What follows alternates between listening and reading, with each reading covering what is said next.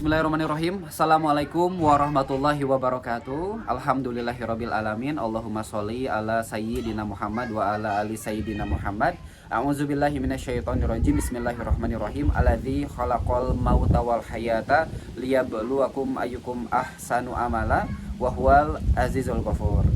Apa kabar ayah dan bunda serta akang dan teteh yang pada kesempatan kali ini takdir Allah memperjumpakan kita dalam video cuplikan kali ini.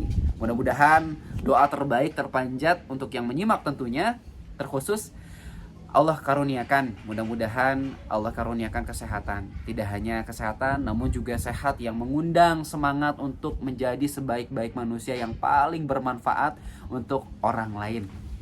Karena kita yakini sebaik-baik manusia itu adalah yang paling bermanfaat ya ayah dan bunda serta akang dan teteh pemuda-pemudi yang menyimak pada kesempatan kali ini. Baik, dan terima kasih sebelumnya saya ucapkan yang juga sudah lama menunggu terkait program Mujahadah ini, karena saya bersama keluarga serta tim perlu ini untuk mempersiapkan program ini, karena kita tidak hanya sekali dua kali namun juga ini insya Allah akan panjang ke depan untuk sama-sama kita bergandengan tangan. Agar apa? Agar kita sama-sama bisa bekerja sama untuk membentuk sistem terbaik dalam kehidupan ini yang saling menumbuhkan, saling memberdayakan, dan saling memberikan manfaat satu dengan yang lainnya insya Allah. Sesuai nama program kita ya Bapak dan Ibu, ayah dan bunda, akang dan teteh, program kelas Mujahadah. Namanya dari Mujahadah diambil dari akar bahasa Arab ya, yaitu adalah jihad, perjuangan. Saya yakin Bapak dan Ibu, ayah dan bunda, Kang dan Teteh pun juga sudah memahami makna jihad perjuangan ya. Bahwasanya perjuangan kita tidak akan pernah terlepas di dalam kehidupan ini dari perjuangan. Mungkin Ibu yang sudah sekarang punya anak, ada beberapa ya Bu ya, bisa mengingat kembali dulu ketika hamil 9 bulan sangat luar biasa perjuangannya Ibu ya. Sehingga ketika lahir sangat bahagia begitu melihat sosok anak yang lahir ke dunia ini. Termasuk ayah dan bunda, akang dan teteh, bapak dan ibu semua. Masya Allah, ketika kita berbicara mengenai NKRI ini pun juga akhirnya kita bisa merasakan keluangan waktu di sini, Masya Allah, dan juga kita bisa nyaman untuk menyimak video ini tidak pernah terlepas dari para pejuang Bapak dan Ibu. Pejuang untuk memerdekakan negara Indonesia ini. Kita ketahui di 1945 ya. Masya Allah. Akhirnya kita yakini Bapak dan Ibu bahwa kehidupan ini tidak akan pernah terlepas dari yang namanya perjuangan. Mau siapapun kita, rentang usia berapapun kita, dan pekerjaan apapun kita tidak akan pernah terlepas dari yang namanya perjuangan. Makanya, Masya Allah, ini menjadikan introspeksi untuk diri saya pribadi dan mungkin juga yang menyimak pada kesempatan kali ini. Jika pada detik ini, jiwa kita, keluarga kita, orang-orang di sekitar kita, di dalam lembaga yang mungkin kita kerja di lembaga tersebut, tidak memiliki gairah, semangat juang, pasti ada yang salah dalam kehidupan ini. Insya Allah. Nanti kita coba jabarkan Bapak dan Ibu. Karena kita tadi yakini di awal bahwa tidak akan pernah ada di dalam kehidupan ini yang tidak pernah terlepas dari perjuangan. Karena apa? Karena kan kehidupan ini pun juga Allah sampaikan di Al-Quran surat Al-Mulk ayat kedua. A'udzubillahi minasyaitonirrajim. Bismillahirrahmanirrahim. Alladzi khalaqal mauta wal hayata liyabluwakum ayyukum ahsanu amala wa huwal azizul ghafur. Tidaklah Allah ciptakan mati dan hidup hanya untuk menguji kita, kata Allah. Siapa yang paling terbaik amalnya. Masya Allah. Dan di ayat selanjutnya. Dan itu dia Bapak dan Ibu, ayah dan bunda, Kang dan Teteh, ternyata hakikat daripada kehidupan ini pun juga ujian.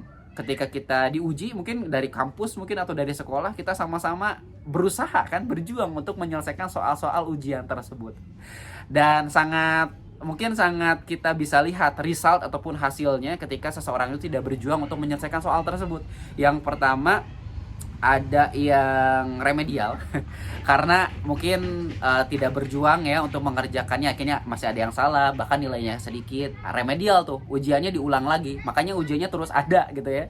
Kalau kita pernah sekolah SMP, SMA ataupun juga pernah kuliah bahkan sebagian besar di sini pun mahasiswa, Masya Allah.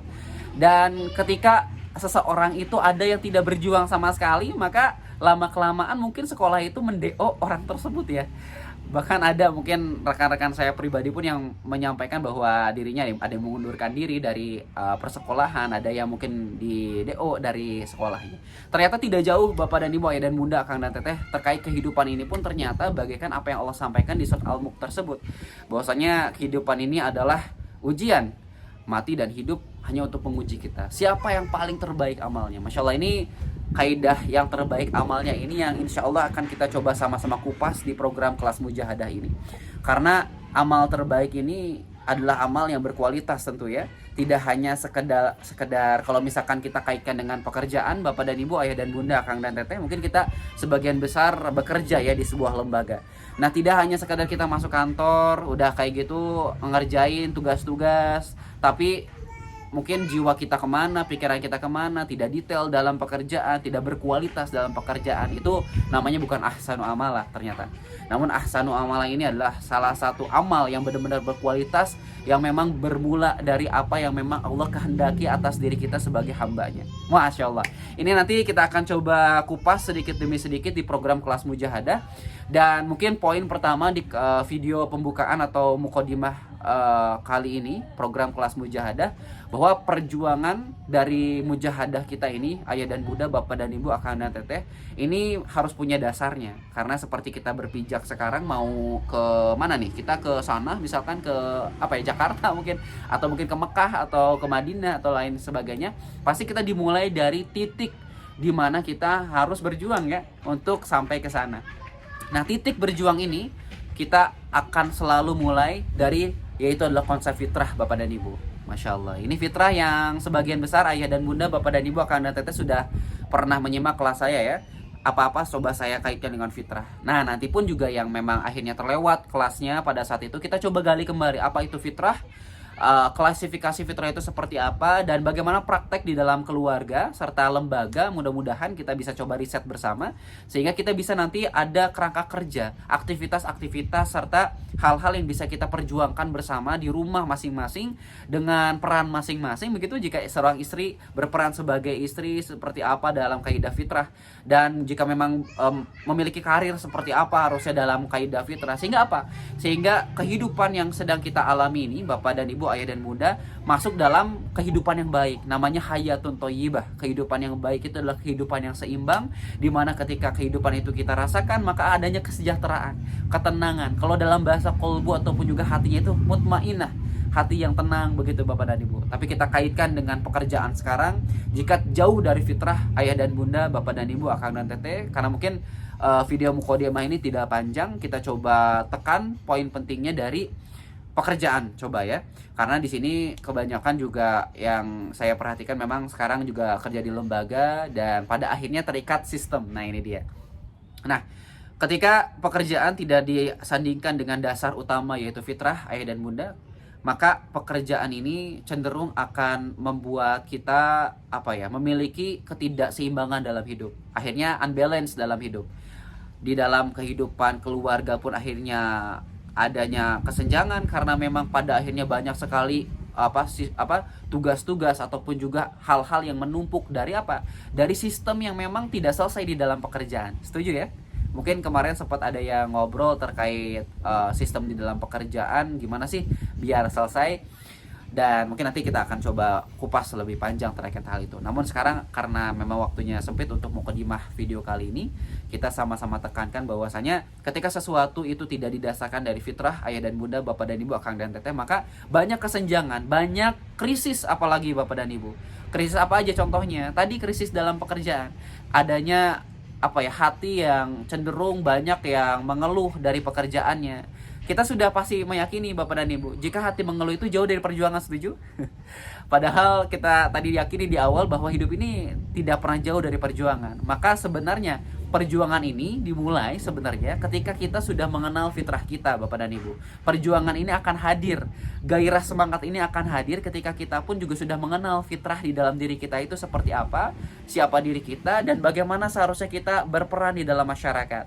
Sehingga kalau sudah masuk pekerjaan tapi dia belum mengenal fitrahnya, maka pekerjaan apapun yang diambil tidak akan menghasilkan ketenangan, tidak akan menghadirkan semangat untuk terus bermanfaat sesuai doa kita di awal, menjadi sebaik-baik manusia adalah yang paling bermanfaat untuk orang lain. Yang ada apa? Yang ada hanyalah masuk kantor, udah kayak gitu, udah mah apa ya, bangun paginya aja sangat malas luar biasa untuk mengerjakan tugas-tugas di kantor.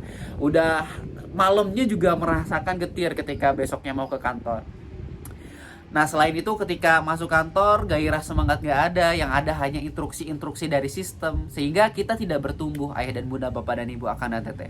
Tahun berganti tahun, waktu bergulir begitu cepat, kita masih pada di titik yang sama. Kalau ibaratkan hamster, mohon maaf bapak dan ibu, hamster ini kan punya roda yang berputar ya bapak dan ibu ya. Ternyata kemanapun sekuat apapun hamster itu berlari, maka berlarinya itu di situ-situ aja bapak dan ibu, ayah dan bunda, akang dan teteh. Terus makin kencang di situ-situ aja. Ternyata seperti itulah manusia ketika tidak mengenal fitrahnya. Maka ketika masuk sistem hanya bergulat dengan siklus kezoliman, kalau kata guru kami bapak dan ibu, ayah dan bunda. Jadi siklus kezoliman itu kehidupan kita tidak menjelang seimbang sampai puluhan tahun, bahkan banyak sekali krisis-krisis sampai diwariskan krisis itu ke anak cucunya, nauzubillahi min dzalik. Karena apa? Karena tidak diselesaikan dari orang di atasnya. Sehingga apa? Nanti itu ketidakpahaman dalam segi fitrah ini bapak dan ibu, ayah dan bunda, sehingga nanti tidak selesai dengan dirinya. Ketika tidak selesai dengan dirinya, maka dia tidak mampu menyelesaikan keluarganya. Sehingga apa? Nanti ke anak cucunya itu akan mewariskan ketidakselesaian itu, nauzubillahi min dzalik. Tadi masuk di ranah pekerjaan, itu contohnya bapak dan ibu, motivasinya kurang dalam segi pekerjaan. Dan ini yang menjadi poin yang kami pun juga pada akhirnya itu coba meneliti terkait manajemen sumber daya manusia ya bapak dan ibu ya. Bahwasanya di manajemen sumber daya manusia itu salah satu motivasi untuk untuk menggairahkan SDM itu dari gaji. Selain dari gaji, dari hal-hal yang pada akhirnya mengundang gerakan dalam diri untuk berjuang lebih baik.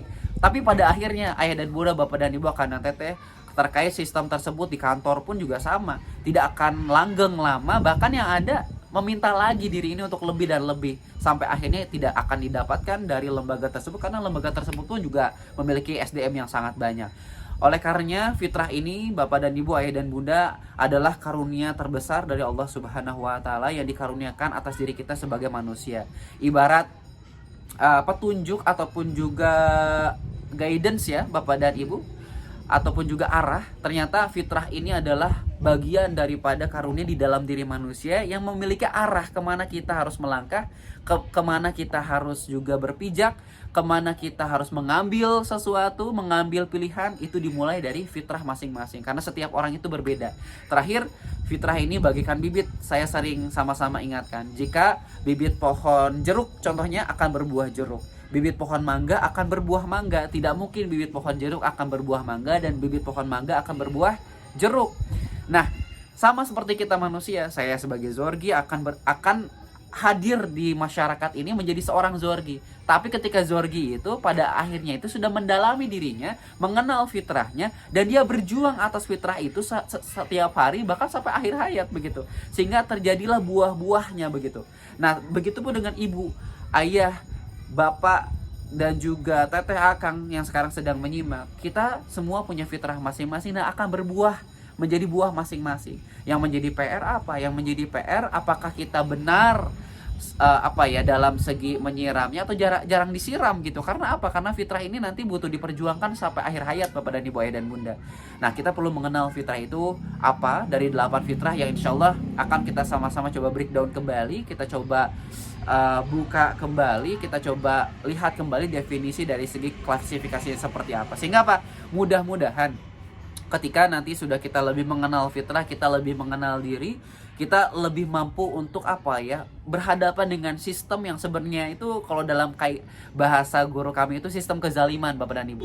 Sistem kezaliman ini kita masuk sistem, dan sistem itu tidak memanusiakan kita sebagai manusia. Sehingga apa? Kita nauzubillah ya, bukan kita, mungkin orang lain akhirnya jiwanya itu redup dan bahkan nauzubillah mati, tapi masih hidup. Kan itu sedih ya bapak dan ibu ya, ayah dan bunda, akang dan teteh.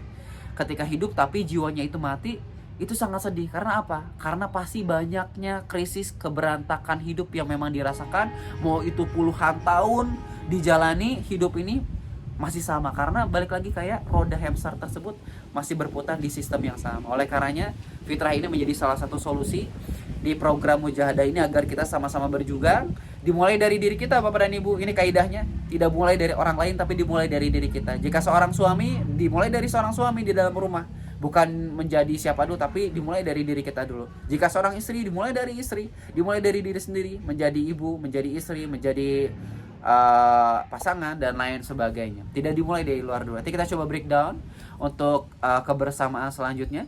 Jadi ini dia video cuplikannya Bapak dan Ibu untuk kesempatan kali ini. Jadi pada ujungnya kita akan sama-sama belajar lebih dalam terkait fitrah insyaallah, dan bagaimana sih fitrah ini begitu penting untuk kehidupan kita, tidak hanya untuk pekerjaan Bapak dan Ibu. Memang di dalam fitrah ada fitrah bakat. Nanti kita coba gali kembali fitrah bakat kita tuh sebenarnya apa. Karena nanti kayak sekarang aja, kalau misalkan ayah dan bunda, akang dan teteh, bapak dan ibu yang sekarang sedang bekerja tidak menggunakan fitrah bakatnya. Fitrah bakat ini adalah sesuatu yang sudah Allah install dalam diri raga kita ini, di dalam jiwa kita ini ada jiwa, dan di dalam jiwa ini punya kadar-kadarnya, dan di kadar-kadar itu ada kadar fitrah bakat. Fitrah bakat inilah yang sesungguhnya harus hadir di masyarakat Bapak dan Ibu, ayah dan bunda. Kalau kita bekerja tapi tidak didasari dari fitrah bakat itu, niscaya yang ada apa? Yang ada kegalauan, kerisauan, merasa tidak bermakna, tidak berdaya, apalagi masuk dalam sistem yang memaksa. Nauzubillahi min dzalik. Yang ada apa? Yang ada kesenjangan jiwa dari hari ke hari. Yang ada makin lama makin sakit jiwa itu, makin sakit juga raganya. Karena di dalam jiwa yang sehat terdapat raga yang kuat. Ini memang benar Bapak dan Ibu, ayah dan bunda. Ketika jiwanya sehat, maka raganya pun akan sehat. Makanya kalau sekarang bisa mengintrospeksikan diri, jika memang kehidupan kita raganya memang diuji sama Allah, pasti cek deh di dalam diri kita, mungkin jiwa kita ini tidak tertata dengan baik. Dimulai dari penataan fitrah itu sendiri. Tadi fitrah bakat, kalau memang kita kerja memang cenderungnya memang harus linear dengan fitrah bakat, sehingga nanti akan kita akan masuk ke masyarakat itu dengan jiwa kita. Kita hadir di situ dalam pekerjaan apapun yang memang sudah Allah takdirkan dengan fitrah yang Allah tanamkan dalam jiwa kita, ayah dan bunda, bapak dan ibu, akang dan teteh. Nah, mudah-mudahan nanti pada akhirnya setelah kita selesai sebagai individu pribadi, misalkan kalau saya sebagai laki-laki, sebagai ayah, sebagai suami, sebagai anak juga begitu ya, saya selesai dengan diri saya, maka mudah-mudahan saya pun juga nanti akan mampu lebih mudah menyelesaikan istri dan juga anak, termasuk ibu, bapak, teman-teman, akang dan teteh yang sekarang sedang menyimak juga sudah selesai dengan diri masing-masing. Yang mudah-mudahan Allah karuniakan mampu untuk menyelesaikan sedikit demi sedikit kondisi yang memang sangat luar biasa. Sekarang itu sedang banyak krisis Bapak dan Ibu, ayah dan bunda. Apalagi sekarang sedang pandemi seperti ini bagian daripada krisis dalam fitrah jasmani kesehatan. Banyak, mungkin kita sudah mengetahui kenapa adanya wabah seperti ini, karena ada katanya di luar sana orang yang memakan hewan yang memang tidak dihalalkan dari agama, akhirnya terjadilah virus seperti ini. Ini ya wallahu alam, kejadian yang paling pahamnya adalah Allah Subhanahu wa taala, tapi kita coba meliniarkan dengan fitrah. Di dalam fitrah itu adalah fitrah jasmani. Fitrah jasmani ini adalah kecenderungan diri kita ini ingin selalu makanan sehat, selalu ingin dalam lingkungan yang sehat, sehingga nanti siklus di dalam lingkungan pun juga alam semesta ini akan sehat. Berbeda dengan kondisi saat ini adalah dampak dari orang-orang yang memang oknum-oknum yang tidak menjalankan hidup alamiah sesuai apa yang Allah kehendaki atas fitrah kita, yaitu adalah fitrah jasmani. Sehingga jadilah wabah seperti ini Bapak Ibu dan ayah dan bunda semuanya ya. Masya Allah, itu dia mungkin sedikit cuplikan sejenak. Mudah-mudahan semakin penasaran dengan definisi serta juga apa itu fitrah, serta pendalaman dari 8 fitrah nanti. Dan mudah-mudahan akhirnya kita akan sama-sama untuk membuat program Bapak dan Ibu insyaallah bersama dengan kurikulum yang saya dapatkan juga dari guru-guru saya insyaallah. Terakhir ada ini Bapak dan Ibu, ada satu bait mungkin ya, dari seorang yang memang pada akhirnya mengingatkan kita terkait apa Bapak dan Ibu, terkait kehidupan ini. Namanya misi hidup, karena setiap di antara kita ternyata nanti kalau kita sudah belajar fitrah Bapak dan Ibu, kita semua ternyata punya misi kehidupan yang memang harus kita selesaikan di muka bumi ini. Ketika kita tidak dalam misi itu, maka yakinlah tidak ada perjuangan. Karena perjuangan itu dimulai dari fitrah, dan fitrah itu akan menghantarkan pada misi hidup. Makanya seseorang yang masuk lembaga tapi dia sebenarnya tidak dalam misi jiwanya, tidak dalam misi kenapa dia diciptakan oleh Allah Subhanahu wa taala, dari fitrah, dari kitabullah, dan dari hadis serta sunnah-sunnah Rasulullah Sallallahu Alaihi Wasallam, maka yang ada dari waktu ke waktu, dari menit ke menit, dari jam ke jam, dari bulan ke bulan, dari tahun ke tahun, hanyalah apa? Hanyalah apa ya? Kefanaan yang terjadi, sehingga di akhir hayat nauzubillah min zalik, orang tersebut hanya apa ya? Hanya dilingkupi dengan penyesalan karena dari awalnya itu sudah salah pijakan. Dia tidak mulai dari fitrahnya, dan akhirnya orang tersebut bisa mewariskan ke anak-anaknya dan cucu-cucunya, nauzubillah min zalik. Kita putus siklus kezaliman ini, dan mudah-mudahan jiwa kita bisa hidup, insyaallah fitrah kita bisa terselamatkan begitu, sehingga apa? Sehingga ekonomi, kesehatan, pendidikan, terus juga sosial bersama keluarga dan juga bersama masyarakat, insyaallah akan terjadi namanya good life ataupun juga keseimbangan dalam hidup. Satu bait akan saya bacakan untuk terakhir closing. The mission of life, misi hidup. Sebenarnya hanya satu hal saja yang tak boleh engkau lupakan di dunia ini. Jika engkau melupakan hal yang lain, tak perlu khawatir. Tapi jika engkau mengingat semua hal lain, tapi melupakan yang satu ini, maka engkau seperti tak mengerjakan apa-apa dalam hidupmu. Itu seperti halnya ketika seorang raja mengutusmu ke sebuah negeri untuk sebuah tugas, lalu engkau mengerjakan 100 pekerjaan lainnya dan tak melakukan tugas yang engkau telah diutus untuk itu. Maka begitulah manusia datang ke dunia ini untuk mengerjakan sesuatu. Sesuatu itu adalah tugasnya atau misinya. Misi diciptakannya diri kita. Dan tiap-tiap misi berbeda bagi masing-masing orang. Tiap-tiap misi, tiap-tiap orang berbeda misi kehidupannya. Ada yang jadi dokter, ada yang jadi mungkin ada yang jadi insinyur, arsitek, ada yang menjadi dosen dan lain sebagainya. Jika engkau tak mengerjakan tugasmu, itu ibarat dirimu adalah sebuah pedang megah India yang cuma dipakai untuk memotong daging. Seperti juga halnya ibarat dirimu periuk emas, tapi hanya digunakan untuk menanak lobak, memotong lobak begitu ya.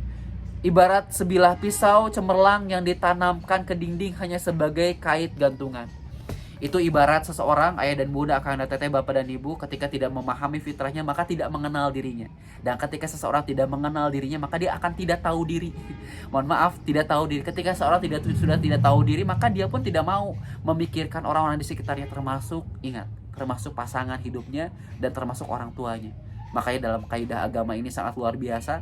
Kita dihantarkan oleh Allah untuk terus mengenal diri kita, sehingga kita akan lebih mengenal siapa yang menciptakan kita, dan kita akan dibimbing oleh Allah Subhanahu wa taala untuk mengenal alam semesta ini yang sebagaimana kita harus melakukan hal-hal di keseharian itu berdasarkan apa yang sebenarnya Allah berikan, Allah tolong atas diri kita. Dan mudah-mudahan ini membuat kita bisa merenung dan ada manfaatnya. Mohon maaf jika memang belum maksimal, dan mudah-mudahan selanjutnya bisa kita simak bersama pemaparan fitrah dan bagaimana pengaplikasiannya, serta bagaimanakah kita bisa memprogram diri kita dan keluarga kita untuk sama-sama menyelami karunia terbesar di antaranya Allah Subhanahu wa taala, mengkaruniakan kita fitrah, kitabullah, Al-Qur'an, dan juga sunnah Rasulullah Sallallahu Alaihi Wasallam, agar kita bisa mendapatkan kehidupan yang seimbang, kehidupan yang bahagia. Robbana atina fid dunya hasanah wa fil akhirati hasanah wa qina adzabannar. Amin ya Allah ya rabbal alamin. Terakhir kita berdoa, mudah-mudahan yang menyimak cuplikan video kesempatan kali ini Allah karuniakan taufik hidayah, Allah masukkan pemaparan yang kita diskusikan pada kesempatan kali ini kepada kolbu, sedalam-dalamnya kolbu, sehingga kolbu yang sakit menjadi sehat, kolbu yang mati menjadi hidup. Amin ya Allah ya rabbal alamin. Ya Allah, Allahumma gfirli wali walidayya warhamhuma kama rabbayani shaghira. Allahumma anta rabbi la ilaha illa anta khalaqtani wa ana abduka wa ana ala ahdika wa wa'dika mastata'tu. A'udzubika min syarri ma sana'tu, abu'u laka bi ni'matika alayya wa abu'u laka bi dzambi faghfirli fa innahu la yaghfiru dzunuba illa anta. Ya muqallibal qulub, tsabit qulubana ala dinik. Ya muqallibal qulub tsabbit qulubana ala dinik. Allahumma a'inni ala dzikrika wa syukrika wa husni ibadatik. Allahumma a'inni ala dzikrika wa syukrika wa husni ibadatik. Allahumma a'inni ala dzikrika wa syukrika wa husni ibadatik. Rabbana hab lana min azwajina wa dzurriyyatina qurrata ayun waj'alna lil muttaqina imama. Ya Allah, karuniakan kehidupan terbaik, karuniakan kehidupan yang pada akhirnya kehidupan ini bisa menghantarkan kita pada kemuliaan di dunia dan kemuliaan di akhirat kelak ya Allah, sehingga kita bisa sama-sama merasakan apa yang Engkau telah janjikan di kehidupan dunia ini, kehidupan yang mulia, kehidupan yang berlandaskan apa yang Engkau inginkan ya Allah. Amin ya Allah ya Rabbal alamin. Terima kasih ayah dan bunda, karena teteh, bapak dan ibu. Sampaikan salam kepada keluarga tercinta. Insyaallah kita berjumpa di video-video berikutnya.